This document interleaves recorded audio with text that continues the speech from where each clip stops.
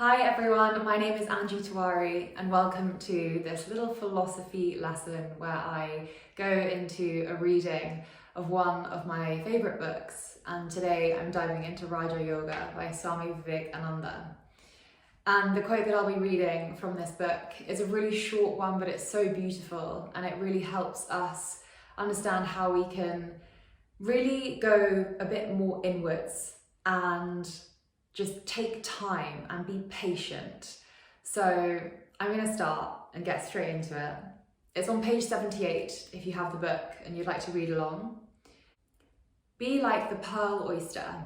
There is a pretty Indian fable to the effect that if it rains when the star Swati is in the ascendant and a drop of rain falls into an oyster, that drop becomes a pearl. The oysters know this, so they come to the surface whenever that star shines and wait to catch the precious raindrop.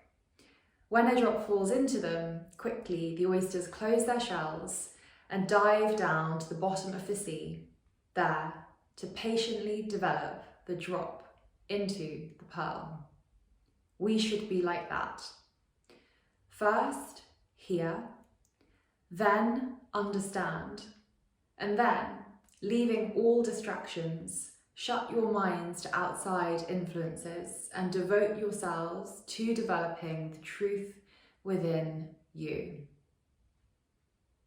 I'm just going to read the last part of that again.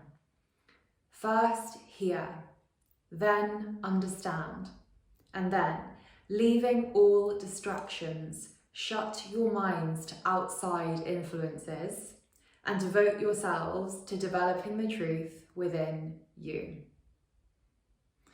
I just think it's such a beautiful Indian fable that talks through how this really pretty description of how the oyster becomes the pearl and the patience and the dedication and the focus that's needed to create that thing of beauty. And so if we translate that into our everyday life, specifically it says there, shut off all of the distractions, so shut your mind away from everything that's happening in the external world. And very often, you might have a great idea, or you might be really focused on one thing that you want to achieve, or one loved one that you want to give time to, or whatever the example may be.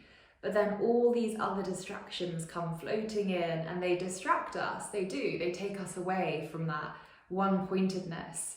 And so if we can apply some of that ancient wisdom into our everyday modern life, it's about trying to allow yourself to just be, rather than thinking about having to go and do all these things, cater to all of these distractions that are around us. It's okay for you to take a step back whenever you need to, and to take that time for yourself to develop the truth within you, and therefore be a little bit clearer with how you want to live your life.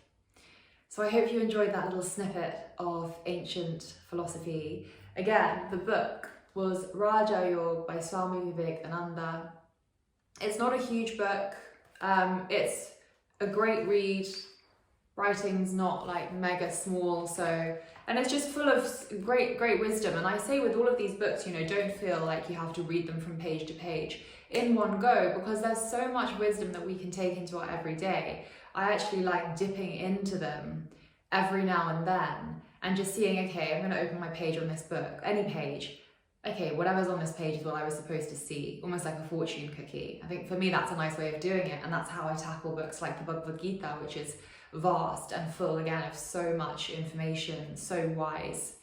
So I hope you enjoyed it, and if you did, I've got a whole playlist full of yoga philosophy videos, so please feel free to come back and give them a watch, and I'll see you again in the next class.